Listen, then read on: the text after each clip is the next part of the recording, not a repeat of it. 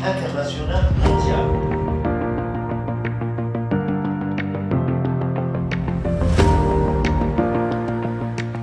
Il s'agit d'un contexte aujourd'hui très chargé, caractérisé par, en quelque sorte, ce chantier important, le chantier royal de l'élargissement de la couverture sanitaire, qui va demain donc impliquer des prestations de santé pour 22 millions de Marocains en bénéficiant de la couverture sanitaire.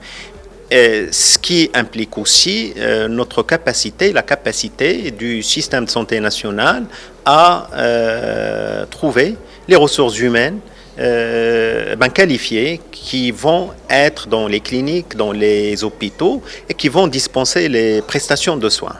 Notre mission en tant qu'université reconnue par l'État consiste à accompagner cette dynamique de telle sorte qu'on puisse former les professionnels de santé de qualité et qui vont être en quelque sorte les porteurs de ce système de santé marocain dans l'avenir.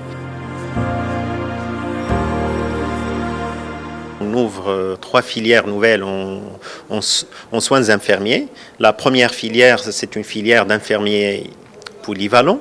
La deuxième, c'est une filière d'infirmiers spécialisés en anesthésie et réanimation. Et la troisième filière, c'est une filière pour la formation des infirmiers spécialisés en tout ce qui est soins d'urgence et soins intensifs. En parallèle, on ouvre un master nouveau pour la kinésithérapie du sport, afin qu'on puisse former des professionnels de santé capables d'accompagner les sportifs de haut niveau. Et on sait tous qu'il s'agit d'un domaine qui est aujourd'hui très important. Et on ouvre aussi un master en management de la santé globale.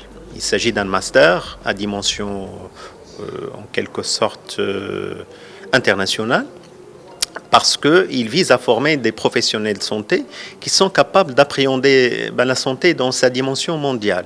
Aujourd'hui, on sait qu'il y a plusieurs facteurs qui militent pour qu'on puisse regarder la santé non pas uniquement dans une dimension locale, nationale, mais dans cette dimension internationale.